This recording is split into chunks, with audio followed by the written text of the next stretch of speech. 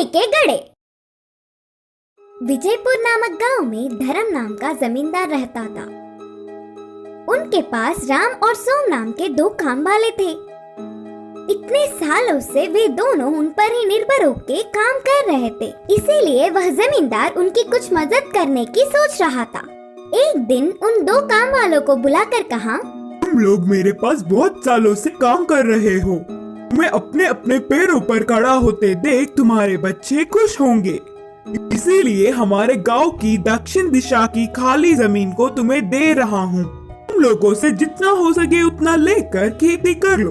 इधर के पेड़ों और पत्थरों को हटाने में तो थोड़ा समय लग ही जाएगा, इसीलिए 5 साल तक तुम्हारा कर्ज भी माफ कर रहा हूँ।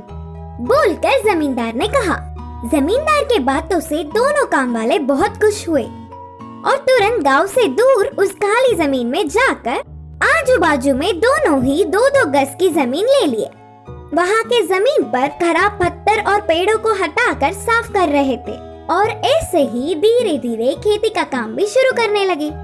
एक दिन राम अपने जमीन की खुदाई कर रहा था, तब अचानक उसे एक आवाज से उसके हल को कुछ लगा और उसे बाहर निकालने पर वह सोने के 2 घड़े थे।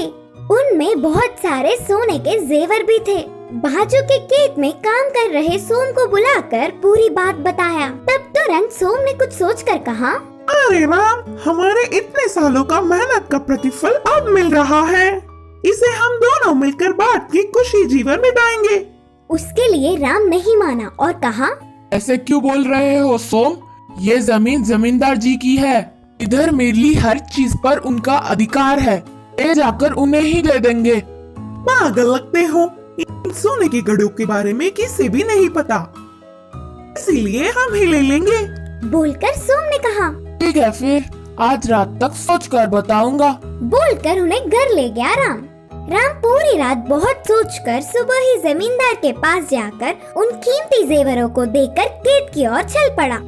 फिर राम को कोसता हुआ उसके जमीन में भी कुछ कीमती मिलेगा ही करके ध्यान से धीरे धीरे जगह जगह सोम ढूंढने लगा। उसकी सोच के मुताबिक ही दोनों सोने के घड़े उसे भी मिले और सोम की खुशी का हद ही नहीं रहा। बाजू के खेत के राम को यह बात पता ना चले, इसका ध्यान रखा और उन्हें घर ले जाकर छुपा दिया। वह पूरी रात सोम को नींद ही नहीं आई। अगले दिन सुबह ही बिना किसी को खबर पड़े शहर जाकर उन जेवरों को एक बड़े सेठ को दिखाकर और वह सेठ ने उन जेवरों की जांच करके नकली है बोलकर नक्की कर दिया। अब ना कुछ कर पाते हुए उदास होकर घर आ गया सोम। अगले दिन ही जमींदार ने अपने घर राम और सोम को बुलाया। जेवरों से भरी उन सोने के घड़ों को मैंने ही उस जमीन में गाड़ा था। मेरी इस परीक्षा में राम सफल हुआ। मुझे धोखा देने की सोचने वाले सोम की जमीन भी राम को ही दे रहा हूँ। अब से वह पूरे 4 गज की जमीन पर ईमानदार से काम कर लेगा राम।